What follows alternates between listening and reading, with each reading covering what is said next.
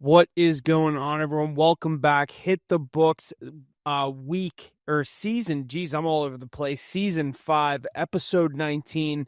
We have our NFL divisional round week. We just ended with the wild card, super wild card weekend, whatever you want to call it, this past week. We went through that last week on the pod. We had a live stream as well, going through our plays there. Me and Abik on the pod this week. Abik, a returning guest. No Ace, no Mackie, no Jesse. Some conflicting schedules this week. A Beak filling in. We appreciate it. How are we doing? How are we feeling heading into the divisional round? Feeling good. Cleaned the books out last week. Went 5-1 on money line picks. Buffalo Bills. No one circles the wagons like the Buffalo Bills. Absolutely. That was a hell of a pick. That was a hell of a game. It ended up being a lot closer than I thought it was going to be. I thought the Bills were going to kind of have their way with them. We can recap some of these wild card games. Obviously, the Bills were one of the big ones, a 1.5 point spread. It was going back and forth all week. We didn't know which way it was going to close. I know we were talking when the Bills got to plus money, you got to lock that one in. That ended up pulling out. They get the win in Jacksonville. 49ers upsetting the Eagles as a 6-point dog. I like that one there. Aces Patriots handling business on Sunday Night Football. And then my Steelers getting absolutely the doors blown off them on Monday Night Football. Packers losing to the Bears and the Rams losing to the Panthers. Other than that Bills game, what was maybe your most shocking side or result in one of these wildcard games? I would have to say the most shocking result had to be the Steelers-Texans game. I mean, I knew it was going to be like a slugfest, but up to the fourth quarter, it was 7-6. I was saying, and it was 7-6 up until the fourth quarter when things got out of hand. Yeah, and then the unfortunate fumble, and then the pick six, and it was over for. And if it's the end for Rodgers, it was a good run. But I hope to see him back for one more year, wherever it is. But if it is the end, it was a great career. Yeah, absolutely. We'll kind of hint at it. Speaking of my Steelers, they have added to the list of teams with a head coaching vacancy after 19 years. Mike Tomlin is informing or has informed the Steelers that he is stepping down as the team's head coach. How are we feeling with this news? What do you think for this means for the Steelers? And what would the dream signings and head coach and coordinators be, at least for what I think? My dream scenario, and they've already put out interviews for these guys. Chris Shula, defensive coordinator from the Rams. It seems like he fits the mold of what the Steelers like, what they're going for, what they've gone for historically. I'd like to see him as the defensive or head coach. Coming over as a defensive coordinator from the Rams. I'd like to see that Nate Scheelhaus or a Mike McDaniel, one of these young and up-and-coming offensive coordinators. I know McDaniel's just getting off being fired as a head coach down in Miami. I think him taking a step back to the coordinator role could be big. And then I think you could put almost anybody. Raheem Morris maybe as a defensive coordinator. I know those are all some pretty big names. It's easy to throw all the names out there, but Chris Shula is the main guy that I'd like to see fill the Pittsburgh Steelers head coaching vacancy and take over for a guy like Mike Tomlin. I don't know what you think, what you've heard is, on the outside, but what do you think? How do you feel about Tomlin on the way out? Did you see that one coming? Honestly, yes and no, only because it's been almost 18, 19 years since he's coached. So I figured it was a matter of time before he got canned. A change or something, whether I like how it happened. The fact that he left on or whatever, stepping down, so the Steelers still have the rights for him. If any team wants to sign him, whether whoever it might be, the Cardinals, the Jet, whatever it might be. I'm just throwing teams out there. I know the Jets don't even need. I meant the Giants, but they're gonna have to throw some picks the Steelers way, similar to the Broncos when they wanted to go out and sign Sean Payton. They had to throw the Saints. I think it was a first and a second rounder. I don't know if we'll get that for Tomlin, but getting any kind of return. Steelers are Rooney. The owner came out and said today, I think in an interview, that he was going to keep him. He didn't expect to have that conversation when Mike came in and had that. But I think I also like Tomlin's decision to kind of force the Steelers to force their hand to make a move and move on and kind of rip the Band-Aid off and let's start fresh. Yeah, and honestly, who would have thought after the year this has been, Zach Taylor survived as the only standing head coach in the AFC North.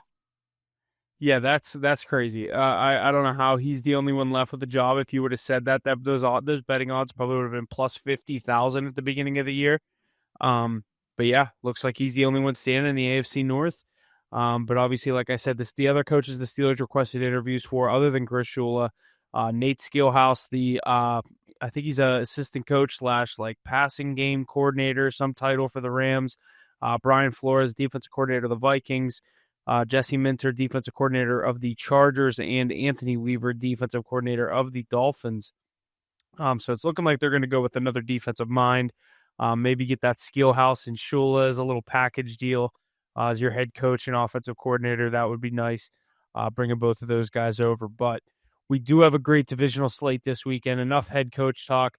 We had a great wild card slate leading into some great games this weekend. We have 2 on Saturday, 2 on Sunday.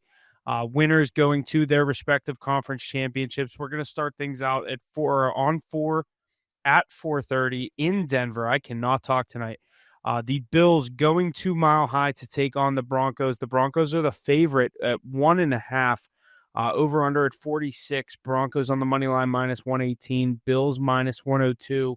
Do you back the Bills again this week, or does the luck run out up there in Mile High for this one-seeded Broncos team? I will be back in the Bills again. This Broncos team, I just don't know I don't have a feel for them. And Ace is probably going to roast me later, but I could say the same about the Patriots. Bo Nix is so inconsistent, so you rarely know which Bo Nix you're going to get week to week. And that Denver defense, while it is tough, it can be scored on. And I value experience more than youth in the playoffs. And I feel like this is the year for Josh to do it. And honestly, if Josh is able to pull off a Super Bowl run with the scraps of receivers he has, there should be no more Josh Allen slander on Twitter, Instagram, wherever, because that's in my eyes more than enough to get the slander off of him. Yeah, and obviously, I think they lost. Did he lose Gabe Davis halfway through that game last week? Is he a go in this game in Denver? Not that. Nah, he tore his ACL. Oh, so yeah, that's done. Yeah, I agree though. I do like the Bills in this game. I think I'm not big on this Broncos team. I think they were hanging around in some close games on the right side of a lot of close games this year. I think this is shaping up to be the Bills' year to get back to the AFC Championship. It's going to be tough to go on the road in every game in the playoffs. And another game, if they get to the AFC Championship, will be at Houston or at New England, no matter who wins.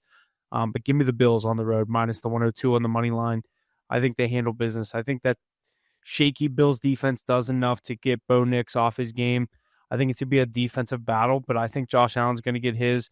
I would lean on the under 46.5. I don't know what the weather conditions are up there in Denver on Saturday, but I'm expecting a good one. Give me the Bills minus the 102 on the money line. A beak in agreement there.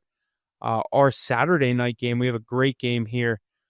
San Francisco at Seattle. We saw this game just 2 weeks ago. The last game that the Seahawks played was in San Francisco, week 18, to win that 1 seed. But the Seahawks are the favorite here, minus 7, over under at 45. Seahawks are the money line or minus 350. 49ers plus 280. Any love for these 49ers on the road here, up facing that 12th man in Seattle? Yes, well, it will be tough because going to the 12th man is always a rough ride. Tough place to play.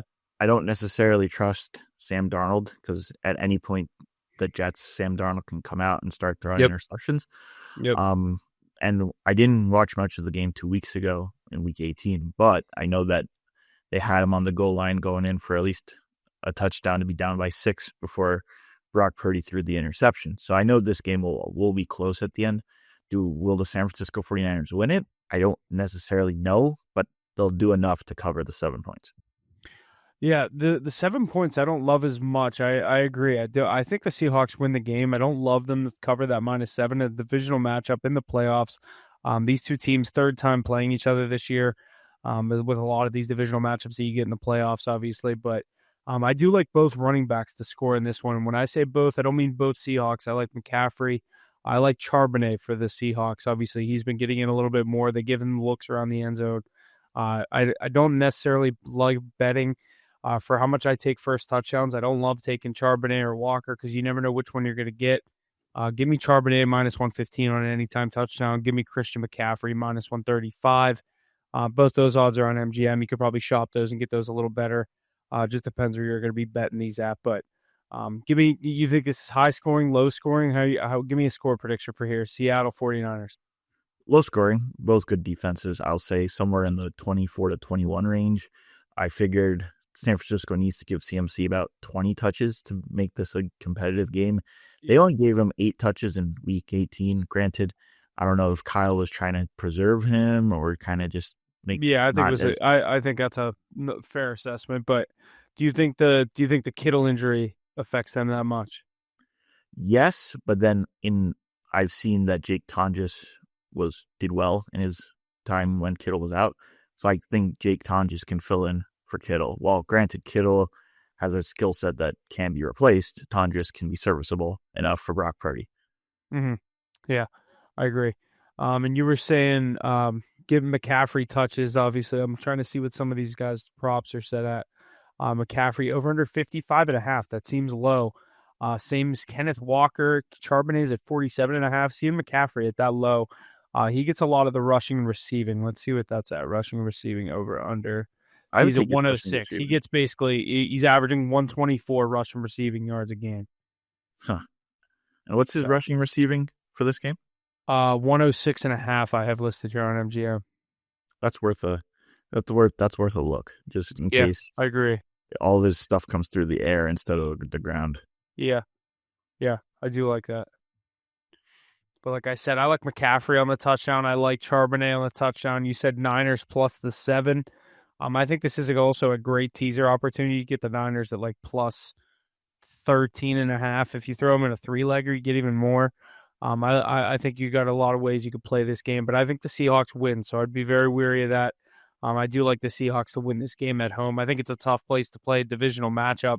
Seahawks have had their number this year. I think they get it one more time, minus the 350 on the money line. So far, we got the Bills. We were in agreement there, a beak on the Niners plus 7. I'm liking the Seahawks on the money line. I do think the 49ers is a good play, plus the points there. I think there will be some points. I think I like your score prediction 24-21, 24-20, something like that. I could see something like that come out to shape here with a 45-point total, too. So, but we'll move to Sunday. We have our 3 p.m. game on Sunday. I love the time slots when they do them like this with the 3 p.m. and 6:30 on the Sunday games. But we have the Houston Texans heading to New England to take on Aces Patriots. The Patriots are the favorite here at -3. Over under is at 41.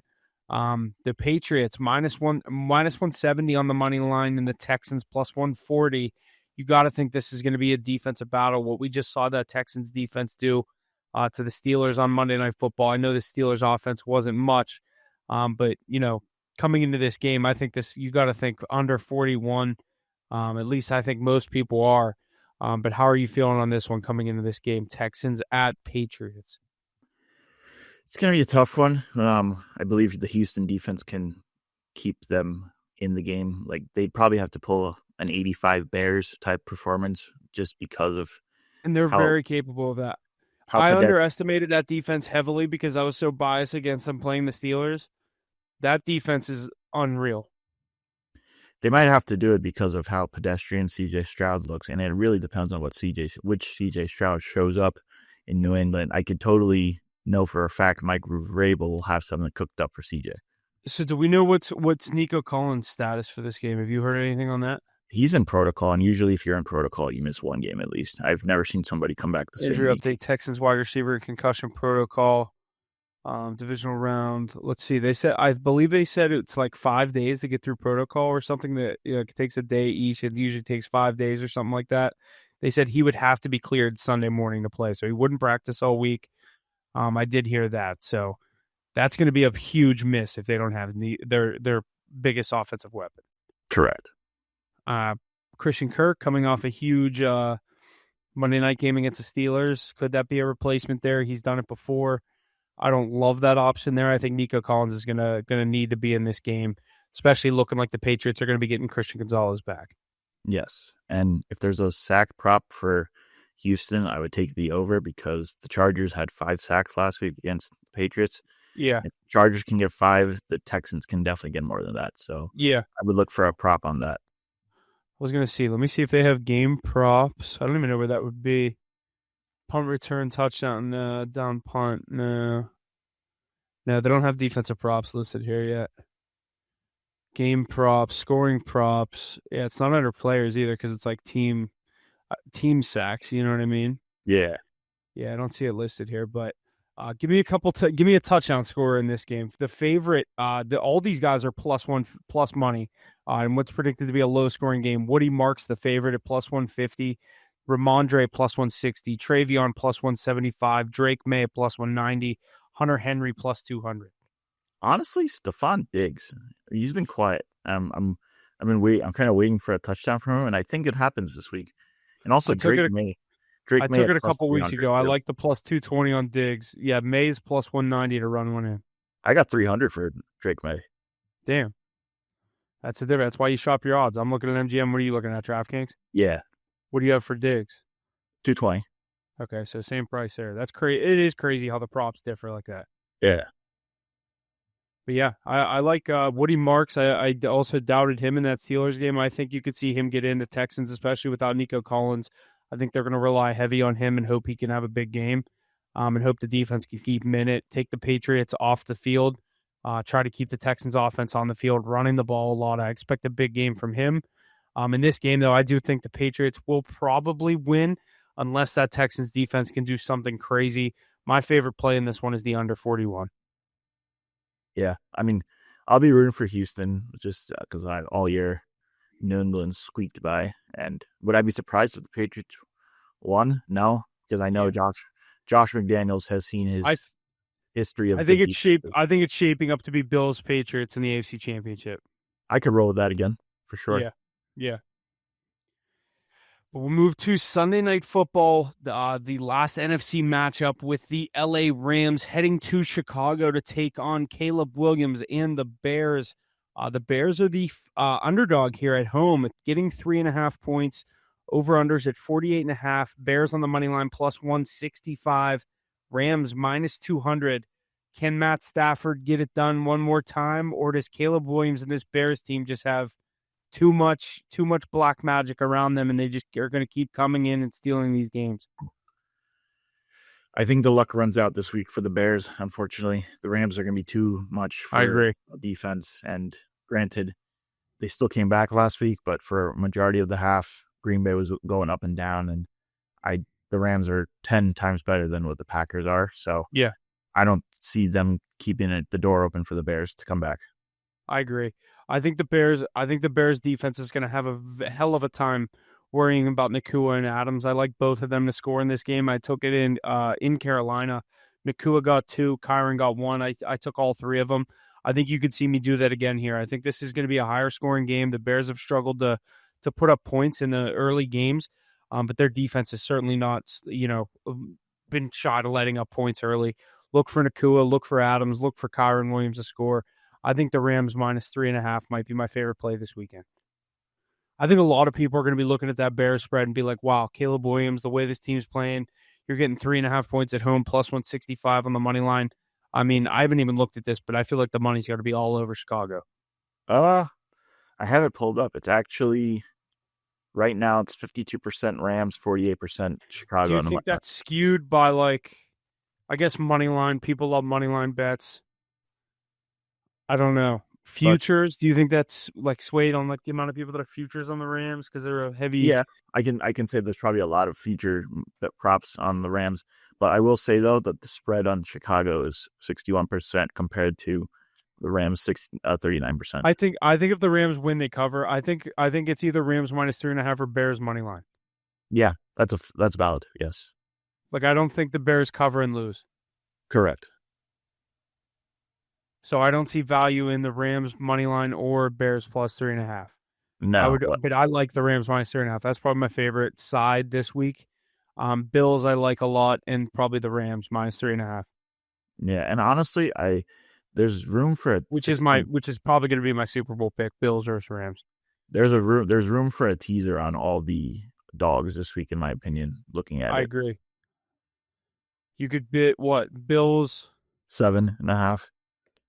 Yeah, even if you tease them all 4 together, you get like 12 points.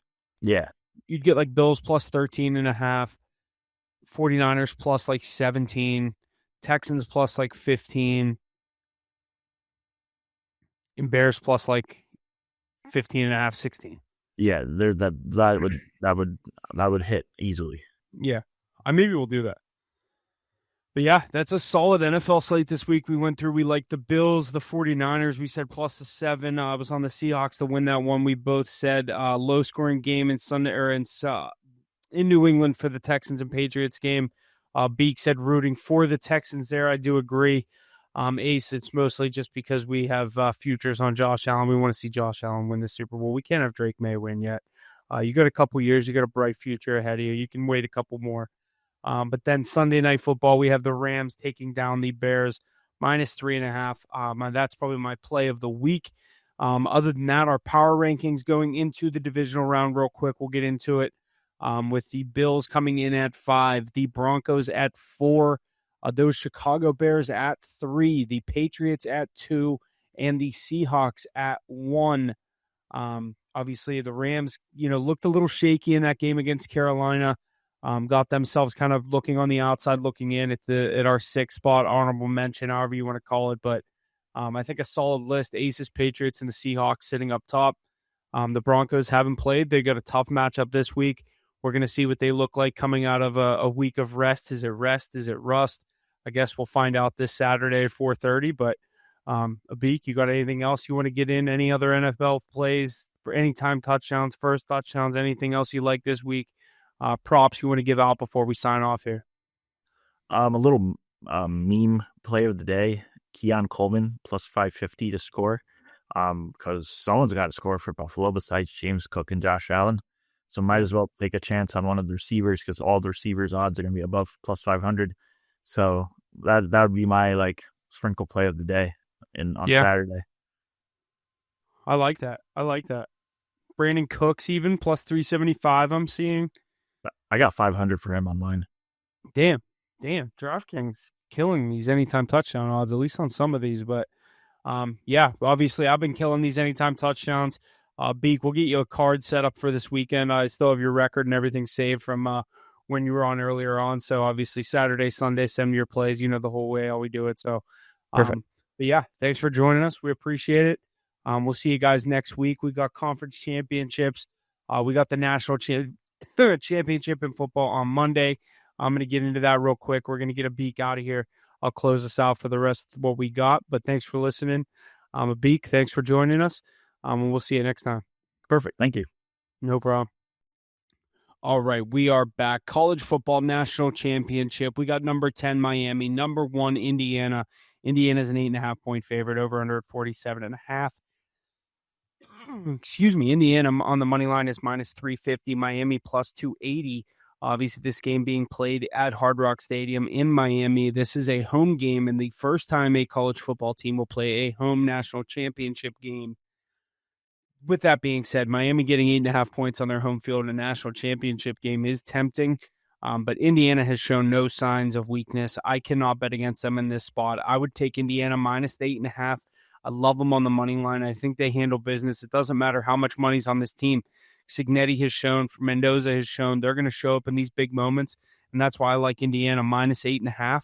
I think Mendoza will do enough. Carson Beck obviously got them in this spot against that Ole Miss team in a huge semifinal win, gets that game-winning rushing touchdown, bleeding out the clock late, so Ole Miss doesn't have much of a chance. Indiana moves on over Oregon in an absolute ass-kicking. Dante Moore going back to Oregon. We can kind of touch on that as well. He's going to be going back to Oregon, foregoing the NFL draft. Do we think this is the right move for him? Raiola just committed to Oregon. He said he would be comfortable sitting and waiting his turn. Obviously, we're going to see another year of Dante Moore up there in Eugene for the Oregon Ducks. But in this game, I like Indiana minus the 8.5 points. You can stay tuned for all of our official plays, though. HitTheBooks.pod on Instagram, HitTheBooks_pod on Twitter.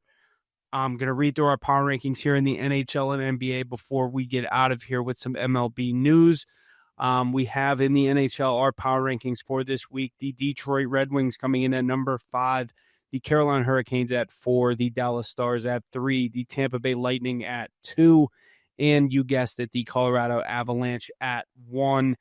We're going to jump over to the NBA for the Minnesota Timberwolves at 5, the Denver Nuggets at 4, the Detroit Pistons at 3, the San Antonio Spurs at 2, and again, you guessed it, the Oklahoma City Thunder sitting at number 1.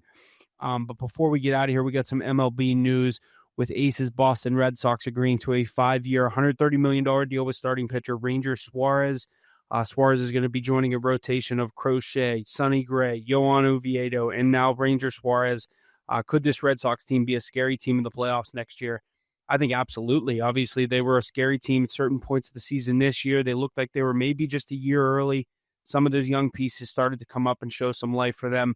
Look for the Red Sox to be in the picture next year for sure.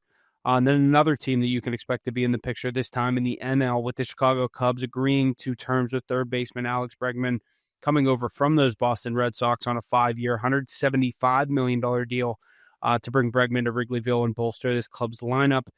Do we think this is the right move for the Cubs? Is Kyle Tucker next?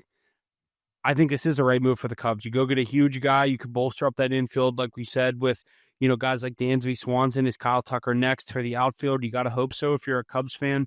Going to be something to keep an eye on there in the MLB. But you heard me and Abit go through all of our NFL plays this week in the divisional round. You can catch all of our official plays. HitTheBooks.pod on Instagram, HitTheBooks_pod on Twitter. We'll get Abit's official plays out there for you as well this weekend for the divisional round. Stay tuned for any plays. We go out on the college football national championship on Monday, college basketball all weekend, NHL, NBA, everything else in between. Thanks for listening, and we will see you guys next week for the conference championships in the NFL. Thanks for listening, and we will see you next week.